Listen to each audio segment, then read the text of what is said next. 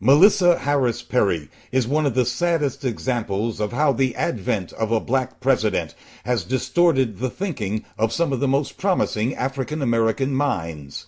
She is a political scientist who has abandoned all the science of politics in order to build a higher black wall around Barack Obama, a war criminal with 6 simultaneous aggressions now running at full tilt, and the prime facilitator of the most massive transfer of wealth in human history. Writing from her roost at The Nation magazine, Professor Harris Perry flails about in search of a progressive position from which to defend the first black president.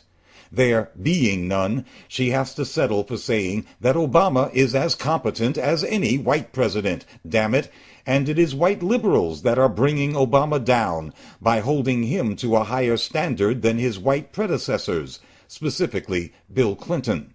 Essentially, she contends that Clinton did do bad things to black and poor Americans and to the cause of peace in the world.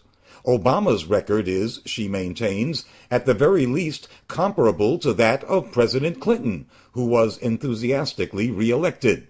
We could stop right there and agree with Professor Harris Perry that Bill Clinton and Barack Obama are political peas in a pod, both center-right corporate Democrats at the service of the rich, who are eager to ravage welfare as we know it, or Social Security as we still have it.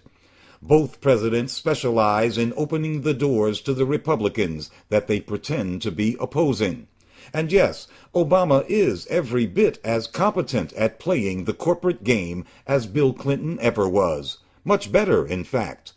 Clinton's crew freed Wall Street predators from regulation, while Barack Obama rescued George Bush's bank bailout and then put at least $14 trillion into the accounts of finance capitalists around the world. You can't top that for competence in the service of finance capital. Obama has increased the military budget with utmost competence, surpassing George Bush and putting Bill Clinton to shame in his service to the Pentagon. And when it comes to mounting a frontal assault on the New Deal and the Great Society, nobody can touch Obama, who came into office with a promise on his lips to put all entitlements on the chopping block, and has succeeded in doing so. He is, without question, not just competent, but a most excellent destroyer of social safety nets. Professor Harris Perry's beef is that liberals do not recognize Obama's competence.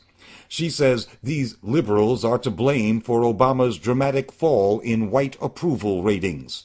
It is true that whites, who gave Obama more of their votes in 2008 than they did Democrat John Kerry in 2004, are threatening to abandon him in 2012.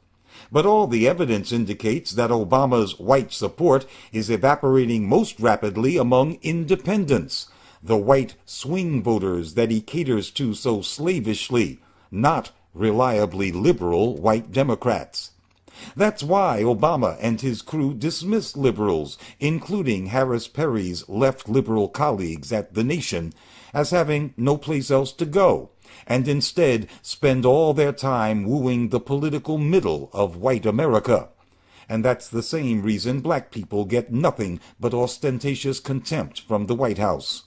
The problem is not white liberal racism, but that too many white liberals and African Americans will stick with Obama no matter what he says or does, and will make themselves look ridiculous and incompetent in the process.